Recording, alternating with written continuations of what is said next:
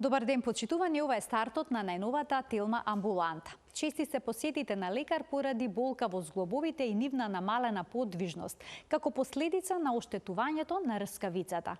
Зглобната рскавица не пропаѓа преку ноќ, тоа е еден континуиран и долготраен процес што се одвива со години. Можно ли е рскавицата да се регенерира, да се обнови? Кои се новите методи во лекувањето на овој проблем, ќе ни појасни професор доктор Константин Митев, специјалист по општа хирургија, субспецијалист по травматологија во клиничката болница Жан Митрев. Ќе погледнеме блок реклами, а веднаш потоа се гледаме во студијата.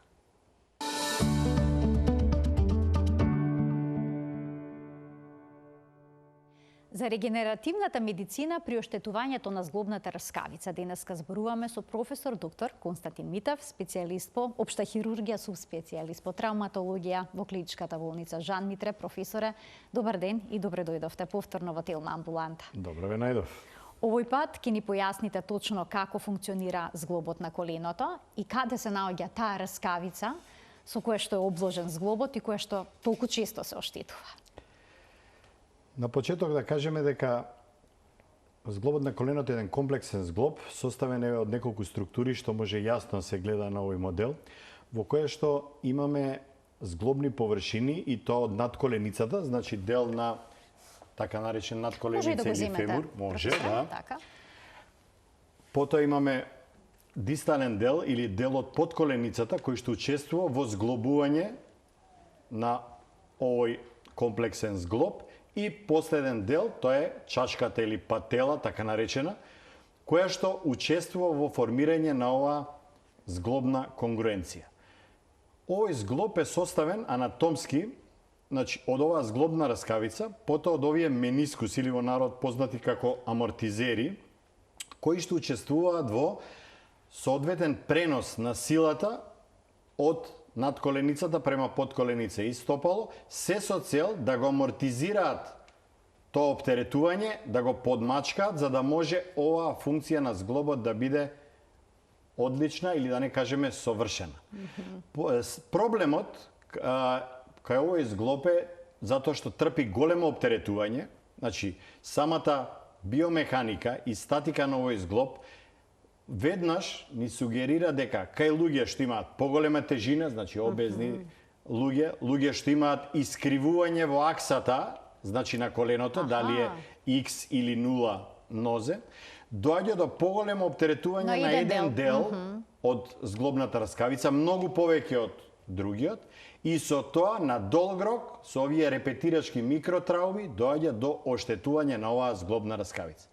Оваа зглобна раскавица е една идеална структура од прилика 3 до 5 милиметри, која што е изузетно глатка, и аваскуларна, анеурална и така натаму. Значи нема крвни садови во неа. Да, и тоа е уствари главниот проблем заради тешкотиите при нивна регенерација или нивно обновување. Значи отсуството на крвните садови всушност го создава проблемот. Компромитацијата на овие крвни садови кои што најчесто доаѓаат од спонгиозната коска под зглобната раскавица, и сите овие странични не се идеални или не се толку доволни за било кое оштетување при хормони, години, старење, различни процеси, доведуваат до оштетување и до еден дел, без разлика дали е траума, дали е хронично, дали е микротрауми репетирачки, доведува да еден дел се губи прво квалитетот, значи се губи еластичноста, цврстината, и се добива една структура која што е буквално како калдрма со различни дефекти и во зависност од тоа колкаво е оштетувањето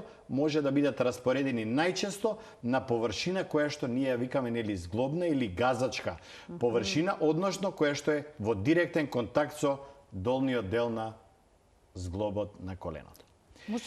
Може ли толку, професоре, се оштети да дојде контакт коска на коска? Да. Тоа е исто еден феномен кој што најчесто се јавува над 55-60 годишна возраст, кога овие амортизери менискусите со тек на време губат од својот квалитет, постануваат, условно да кажам, ледирани, вулнерабилни, почнуваат да се оштетуваат и ова го губи оваа дебелина и овој квалитет, почнува да се јавуваат разни насоки на радијални или попречни лези или оштетувања на менискусот, имаме сега директен контакт на двете зглобни површини без амортизер измеѓу. Тоа дава, прво, нормална реакција, течност, зглобна капсула, која што овде не се гледа, нивна реакција во вид на синовид и многу јака болка, посебно кај луѓе кои што ќе одат надоле по скали, имате директен контакт врз овие две зглобни отворени површини. Сето тоа зачинето со ова патела или чашка, која што доколку е млада, совршено изградена и без оштетување, би требало да лизга идеално. Меѓутоа, било каква малтракција, викаме ние, или пореметување во аксата, доведува, значи, од мускулатура, години, искривување, доведува прво до крцкање, што го викаат, или во народот позна као крепитација и као крцкање, и потоа и оштетување на оваа зглобна раскавица од чашката, која што е сега во директен контакт со исто така можна за оштетена зглобна раскавица и на надколеница. И се тоа болки кои што пациентот ги опишува најразлично, кочење, притисок, дискомфорт, па се до толку јаки болки кои што не можат буквално да изведат нормалната зглобна функција виткање и исправање на коленото. Споминавте дека ова е еден сложен процес, значи оштетувањето на зглобната раскавица не се случува преку ноќ, потребно е повеќе време за да дојде до незино пропаѓање. Симптомите се јавуваат ли исто така со текот на времето или може преку ноќ пациентот да добие силна болка? Најчесто пациентите од овде чувствуваат прво некој дискомфорт, една блага нелагодност, ги опишуваат како повремен оток од време на време, го поврзуваат тоа со промена на атмосферски притисок, со промена на време и еве да кажеме условно ги занемаруваат оние први иницијални симптоми. Кога веќе почнува од овде да се јавуваат реакции од зглобната капсула, значи воспаление на зглобна капсула, оток, страничен, од внатрешна, од надворешна страна, почнуваат со лекови, нели што ние ги викаме народни лекови, и секој одлучува за својот начин на третман, се додека еден ден, и они така се повикуваат дека последните 5-6 дена веќе комплетно тоа колено не функционира, почнува да блокира, да отекува нагло, иако тоа е веќе од многу порано, меѓутоа сега го достигнува таа кулминација, таа критична вредност кога пациентот веќе се јавува кај нас на преглед. Доколку пациентот се јави на време, може ли да се спречи пропаѓањето на зглобната раскавица? Да. Тоа е суштината на современата медицина. И ова превентивна медицина во основа секогаш треба да се базира од најмали години или од најмала возраст. Зошто?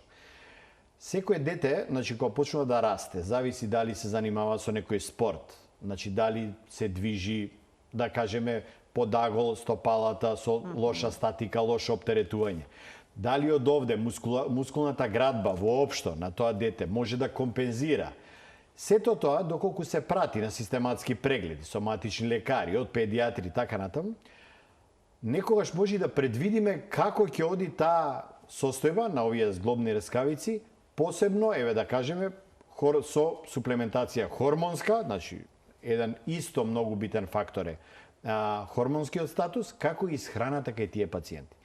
Што значи дека доколку од овде ние ги фатиме пациентите на време, рано, може да се сменат многу работи. Прво, може да се смени статика и биомеханика на зглобови, или едноставно кажано, за народот прифатливо, тоа е најобични ортопедски влошки, кои што ќе го сменат апсолутно целиот статичен механизам. Потоа, ќе треба да се зајакнуваат мускулни групи со точак, значи велосипед, со пливање. Зглобовите, зборим условно за коленото или за скочниот зглоб, си постојат посебни вежби кои што треба да се прават секојдневно. Со цел ќе се зајакнува и зглобната капсула, тетивите, лигаментите и сето тоа обкружување ќе го држи зглобот во една компактна целина за да нема големи отстапувања кои што би довеле потоа до оштетување на овие зглобни раскавици, као најсензитивен дел од зглобот. Професоре, младите се повеќе џогираат. Може ли на таков начин да си ја оштетат зглобната раскавица на коленото? Да, на жалост да. Значи, имаше еден период од овде, посебно е, да речеме, западните земји започнаа пред 2 до 3 декади, интензивно со џогирање, и потоа се виде дека овие импакт спортови, односно оптеретувачки спортови, затоа што подлогите се различни, патиките многу често се несоодветни, имаме нерамнини на патот доведуваат до зголемено и екстремно оптеретување на зглобната раскавица и тоа и како може да доведе до оштетување на зглобна раскавица, посебно ако се несоодветни услови или, да кажеме, несоодветна опрема има луѓето или рекреативците кои што се занимаваат со џогирање. Затоа се повеќе од овде во светот се стремат кон други спортови, како што е велосипедизам или како што се пливање, спортови кои што не се импакт, односно не дозволуваат такво огромно оптеретување врз зглобните раскавици и нивните најсензитивни делови. А што е со повредите? Ако некој, да речеме, падне на колено? Да. Сега тоа е еден типичен пример. Како тоа изгледа? Ви имате, например, еден зглоб на колено и сега имате некоја екстремна ротација. Најчесто тоа се случува или при контактен спорт. На тоа место од овде имате буквално дел од раскавицата каде што е во директен контакт со огромно, да кажеме, нестабилност и доведува до прво до кинење на овие лигаменти. Тоа е најчесто, тоа е преден вкрстен лигамент познат најчесто во оваа спортска медицина, кој што доведува до комплетна нестабилност на зглобот. Втора работа, тоа доведува да на одредени делови, поради поголемо движење, прекумерно движење во соодветниот зглобен простор, доведува до соодветно штетување на зглобна раскавица и на менискуси. И тоа е еден карактеристичен триас, една триада од лигамент, раскавица и менискус, таа е така наречена terrible triad, значи каде што овие три структури многу често заедно, посебно во фудбал или во кошарка, овие контактни спортови, имаме оштетување на овие зглобни структури. Сега, треба да знаете дека затоа е огромно, треба да биде тоа влијание и на тренерите, на спортските лекари, како и на нутриционистите, затоа што најбитно за секое оштетување на зглоб да знаеме дека тој многу често настанува или кога не е соодветно загреан, или што ги викаме оној warming дел, каде што овој зглоб мора постепено да се загрева за да може да влезе во еден спортски надпревар или шетање или трчање или било каков друг импакт што може да се случи врз зглобот, значи мора да има еден период добар на загревање. Второ, овие зглобови треба да после тоа од овде имаат соодветен период на релаксација, на одмор, за да може да се реставрираат сите структури, да не остануваат последици или значи секвели кои што може да дадат реално симптоми, болка, оток, деформитет и така натаму. Професоре, што е со оние пациенти што имаат некои системски болести, автоимуни болести, како што е ревматоиден артритис или пак лупус, што страда во тој случај? Тоа е, значи, тоа е уствари нешто што е различно од овие травматски повреди.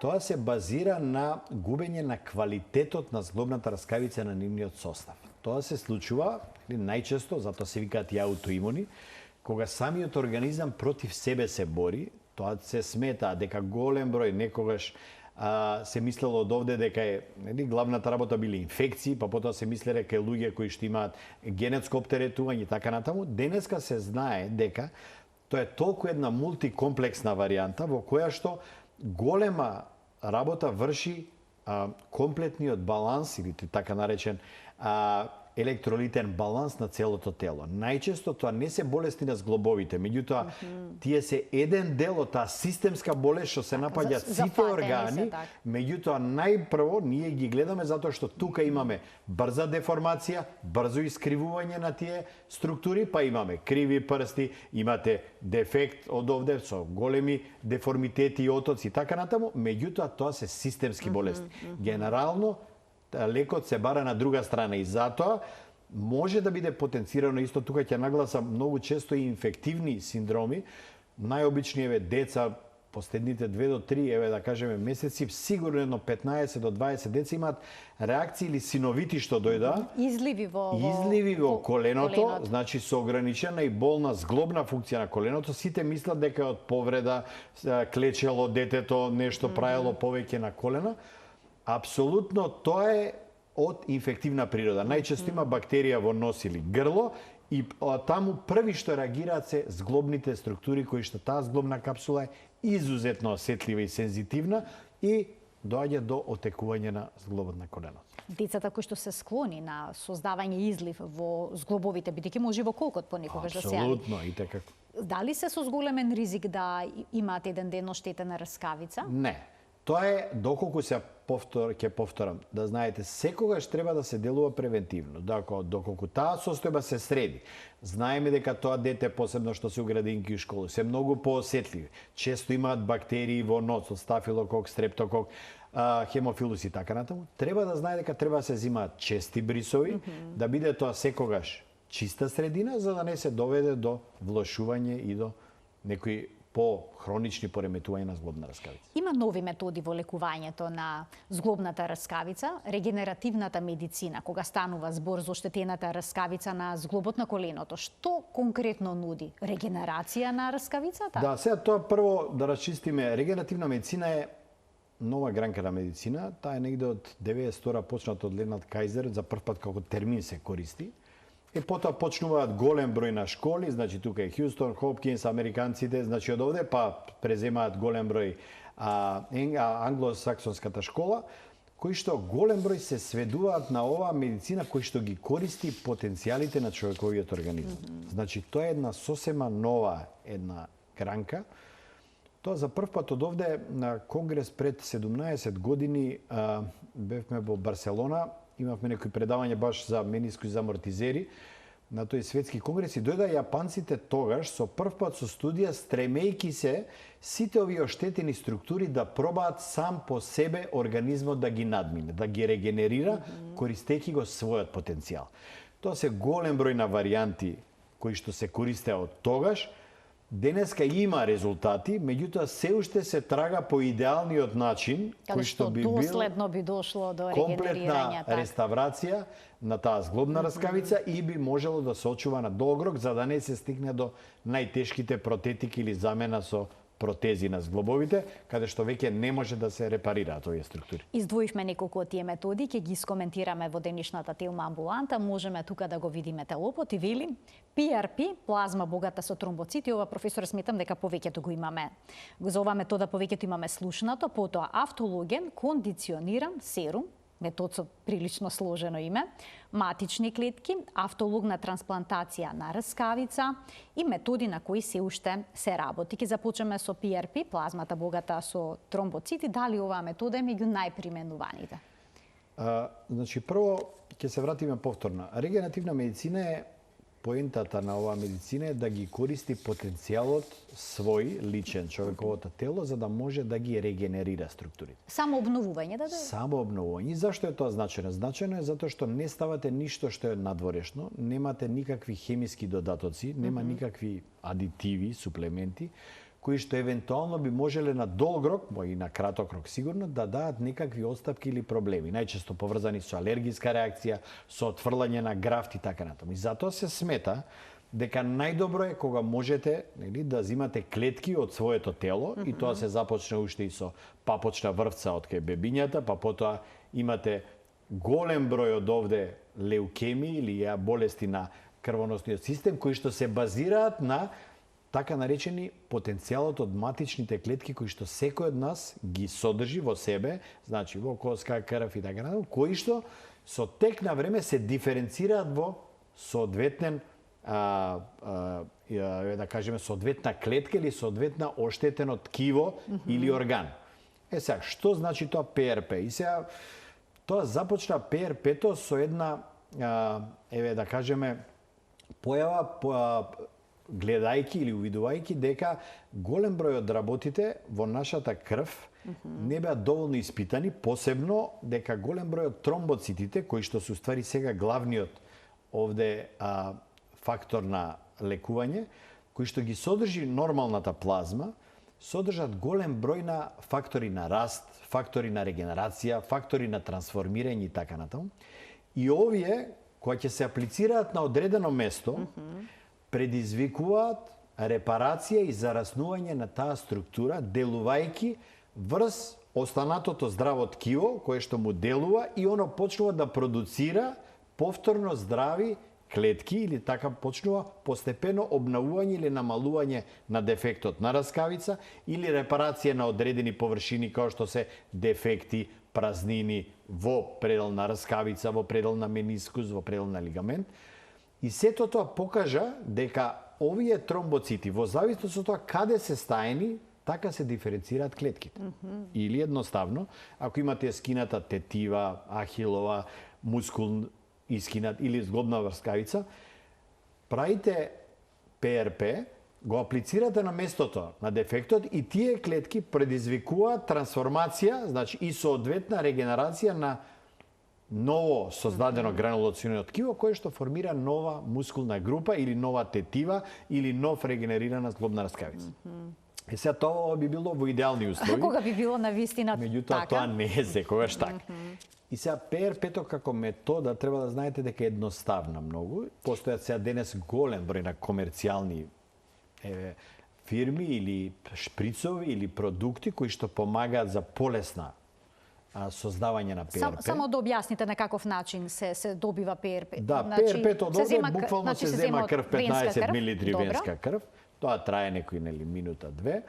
Потоа се носи во центрифуга, каде што се центрифугира, има 5 до 15 минути, и се вади таа плазма богата со тромбоцити. Жолтеникава течност. Да, светло жолтеникава течност со богата со тромбоцити. И затоа се вика плазма, значи плазма рич плетлет, нели?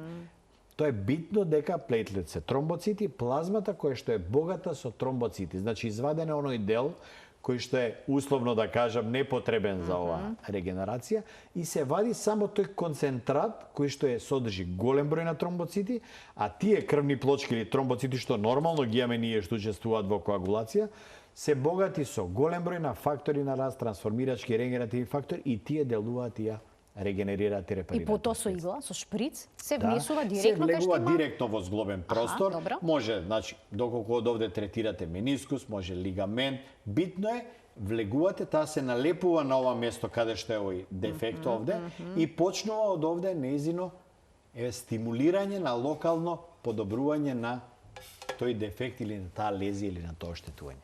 Колкави се подобрувањата? Дали влие најмногу на болката или пак подеднакво ефикасни при регенерацијата? Значи, труд од овде што, бев ментор на млад студент, објавивме од овде две студии. Едната студија беше дека најдобрите резултати одеа до 70-75% во подобрување клиничко. Тоа значи дека има прво и основно намалена болката, второ е подобрен квалитетот на раскавицата и одеше негде до 70%.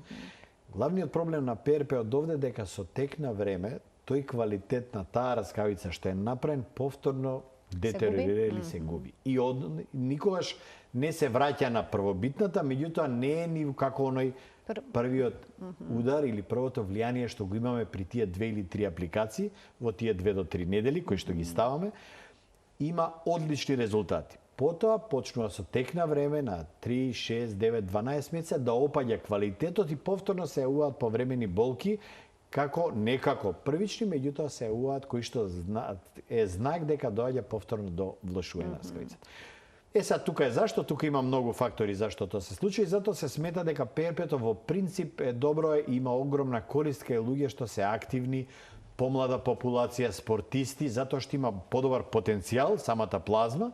И второ, оштетувањата полесно се репарираат. А во однос на ефикасноста, важен ли е методот на кој што ќе се добие плазмата?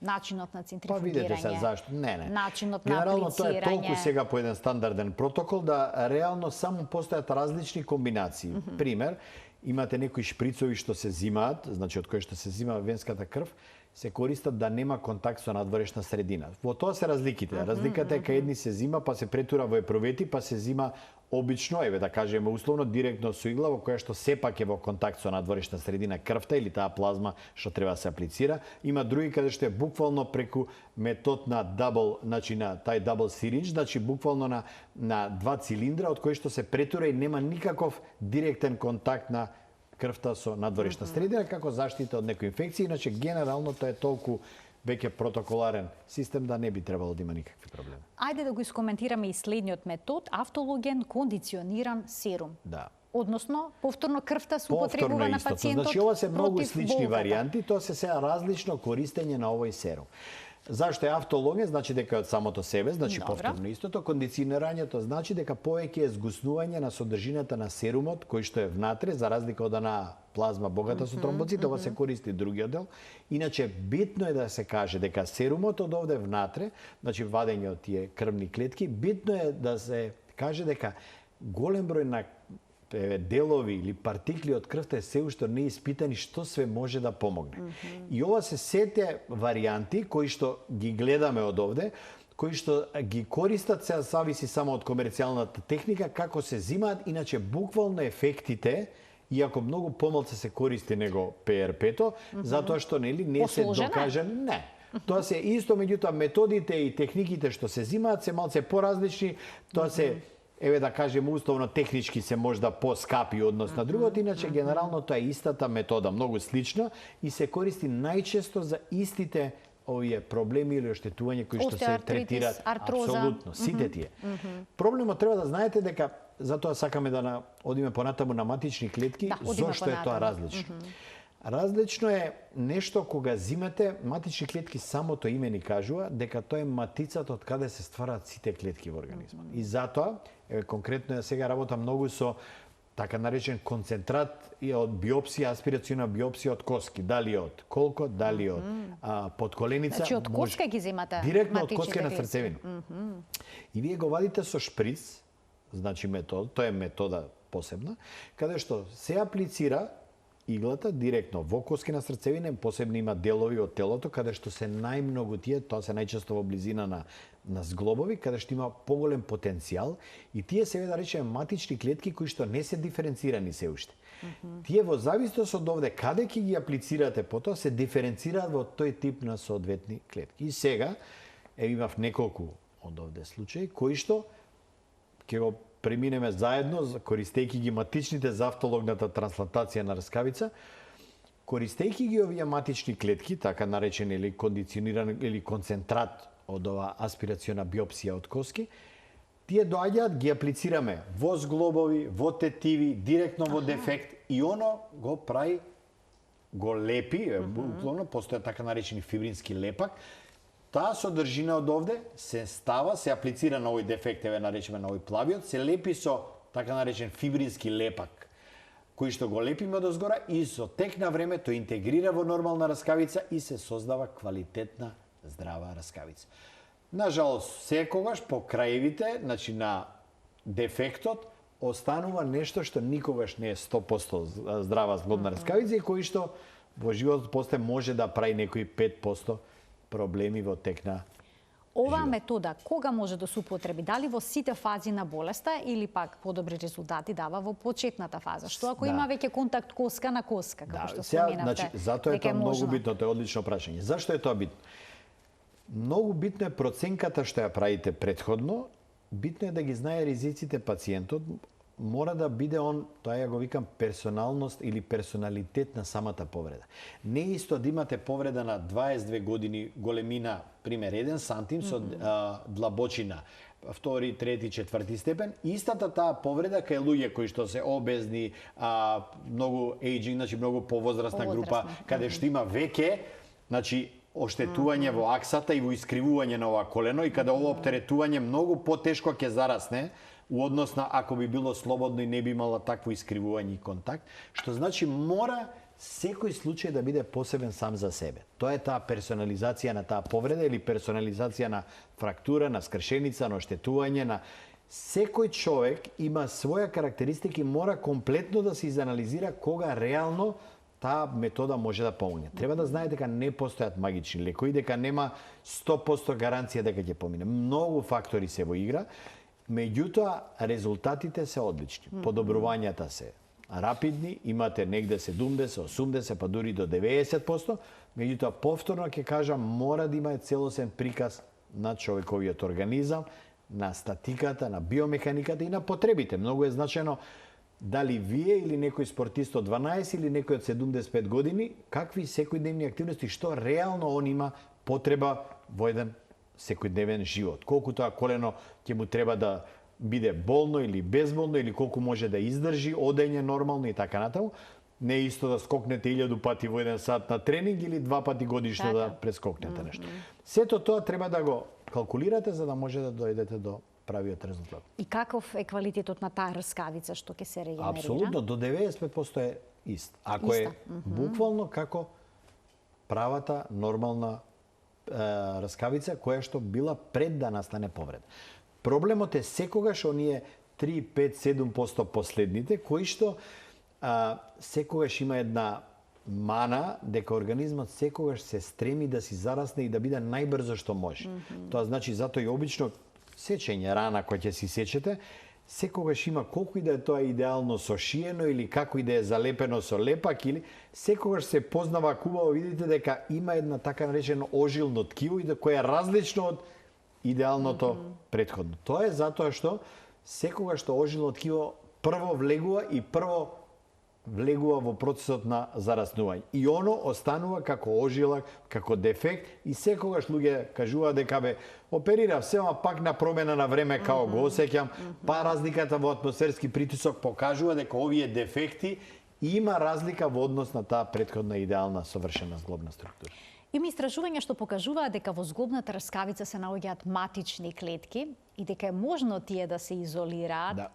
Од тоа да се размножат во лабораториски услови и да се вратат во коленото. Дали во тој случај, што велат истражувањата? Во тој случај би била апсолутна регенерацијата, комплетна? Пак не е исто, тоа ви го кажувам. Зошто? Зашто тоа го правевме ние во Германија, значи во Штутгарт ги носевме делови од рскавица од овде, значи ги праќавме потоа во Потсдам на огромна лабораторија каде што се прави инвитро експанзија. Зимате едно мало парче од рскавица кај пациентот што не е, еве да кажем условно, потребна за формирање комплетна за зглобна функција. Тоа најчесто го зимаме од надвор, од страните и ова го трансферираме во посебни лаборатории кои што прават од тоа мало парче, потоа се прави инвитро експанзија и се аплицира по 3 до 4, некогаш 8 недели од почетното зимање и го враќате на исто место. И повторно не е 100%, него е некои 93 до 95%. Сега, например, методата на која што исто работам од овде е буквално таа автологна трансплантација на рскавица, која што значи дека од овој дефект, овде, ако рачунаме дека овде е оштетување на зглобна рскавица, го зимам околниот дел од истиот дефект. Со тек на време, како се оштетува месеци, пациентот чувствува болка. Тоа овде во средина се прави дефект, меѓутоа од страна се прави едно како на ровој што копаме, од страна има таква една минимална количина на рскавица која што е избуткана во страна од здравата. Сега тоа е истата методата автологна, каде што тој дел го зимам, таа се вика автологна трансплантација, и користам делови од рскавица која што е неоштетена, а не учествува активно во формирање на таа зглобна конгруенција, во посебен, така наречен тромбинатор, во посебен инструмент или во посебна, еве да кажеме условно девајс, се создава нов како лепак, субстанција правиме буквално како лепак од таа рскавица, заедно со плазма која што се додава и со матични клетки, го лепиме дефектот и тоа доаѓа како нормална зглобна конгруенција. Тоа е сега една од најновите методи во свет каде што се користи затоа што со истиот не чекате 3 до 4 недели или 6 да го праќате инвитро експанзија, да го чекате, него користите околина на дефектот и плюс странични делови кои што не се потребни за 100% зглобна функција или така наречена неоптеретувачка зглобна рскавица и ги враќаме во истиот момент и процедурата трае 45 минути до саат и пациентот излага со зглобна рскавица или со препокриен дефект. Сега понатаму има една плејада од физикална терапија, рехабилитација, вежби, неоптеретување 6 до 8 недели за да може ова да зарасне, да не се разбие тоа што е. Потоа е важна рехабилитацијата, претпоставувам и животниот стил во иднина, за да не се оштети. За да можете да го поправите, ви треба време, значи каде што прво ќе му оставите на тој дефект да не се за тоа време деформира или изгуби или да не правите никакви спортски активности за да не има импакт, зашто таа е вулнерабилна, е нова. Поради тоа беше порано нели, заби кој се праја, па не јади 2 сата после забод за да не ти падне пломбата, не? Тоа е принципот овде каде што ќе треба тие 6 до 8 недели да се импрегнира таа веќе нова трансплантирана раскавица во останатата здрава раскавица и да може да го добие тој ефект да функционирање нормално. И како се изведува тој зафат? Оперативен е, се сече, се отвара коленото, прво како? се пробува артроскопски, се влегува внатре, се гледаат сите оштетувања, се мери дефектот, тоа претходно се анализира на магнетна резонанца пред да се влезе. Значи можете и на магнетна резонанца да процените? Апсолутно, таму има се посебни софтвери каде што се прави мапинг, буквално се гледа каков е дефектот, меѓутоа најидеална метода за дијагностика и за третман е артроскопија. Значи влегувате тоа што го вика народот ласерски, низ 2 дупчиња, влегувате внатре, го гледате целото live in vivo, буквално коленото, све што е оштетено од овде, во истиот момент се собира, значи со посебен така наречен шејвер, се собираат ове зглобна раскавица, преку посебно црево се носи во дел, во девајс, значи во апаратура во која што се прави мелење на таа раскавица, тоа се вика метода на Минс картилач, се меле, се аплицира ПРП, коскена срцевина, и се додава фибрин лепак и во истата процедура по 40 минути се враќа назад, се лепи со апликација на местото на дефектот. Има заинтересирани за овој тип на Сигурно, да. операции кај нас? Да, основните Прашуваат работи... ли, информирани ли се, бидејќи се работи за релативно нови работи во ова област? Ова е многу нова метода, меѓутоа треба да знаете дека луѓето треба и да, значи прво има еден ефект дека се уште кај нас е голем број на луѓе доаѓаат и викаат не, зглоб, немој да чепкате, како е така и нек си тера, додека тера. Сепак степенот на образование е многу битен, медицинската едукација е на тоа ниво на кое што е.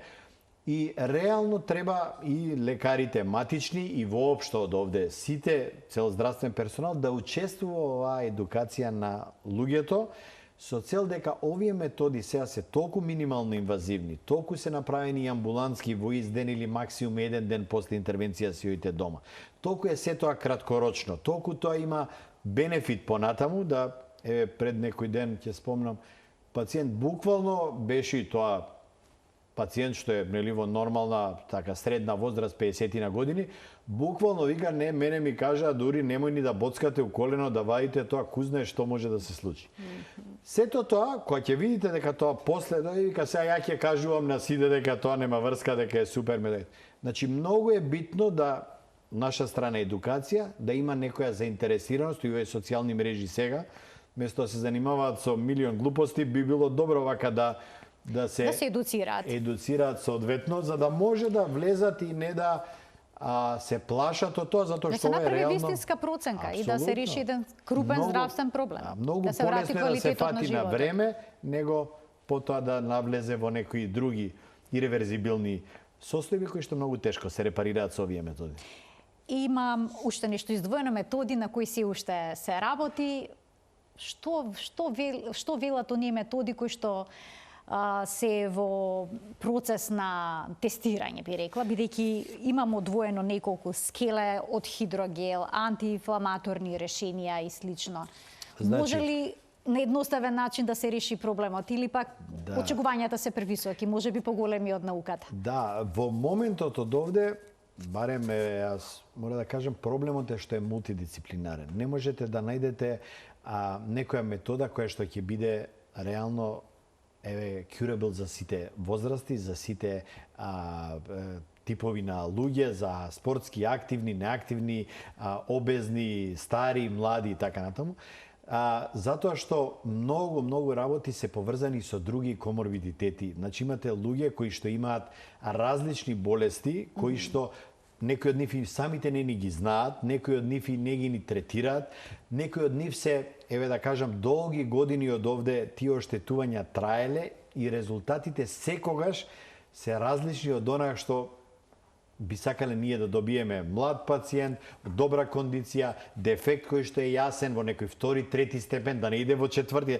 Значи, сето тоа е многу тешко се вака добро звучи. Овие методи што се прават денеска, сите методи идат во таа насока, да се бараат имуномодулатори, да се бараат средства од регенерација од свое тело, Од друга страна има огромна комерција на голем број на фабрики кои што сакаат своите производи да ги имплементираат, од тоа сигурно фармацеутски куќи заработуваат.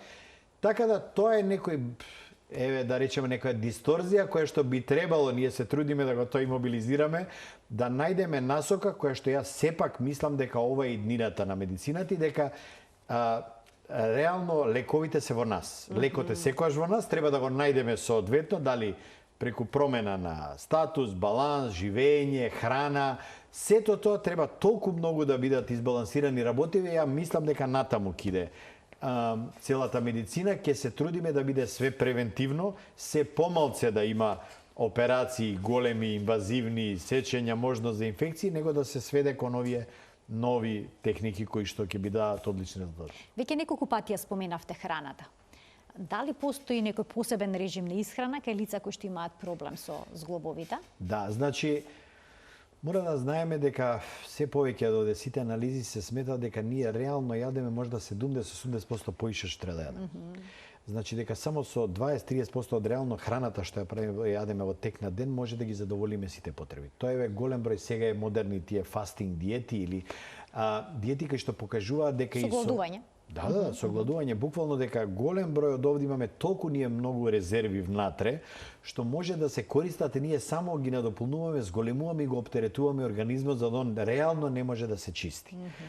И сега, голем број покажани се овие на новите ресерч студии од овде, покажуваат дека најмногу од овде, као витаминот D3, потоа цинк, селен, магнезиум и така натаму, имаат реално подобрување во функцијата на зглобната функција. Меѓутоа, постојат и голем број на препарати, како што се глукозамини, хондроитини, значи голем број од овде, како е, нели, посебно време, посебно така наречен биоколаген, кои што студиите варираат и покажуваат кај некој има или нема толкав бенефит како што се прикажува.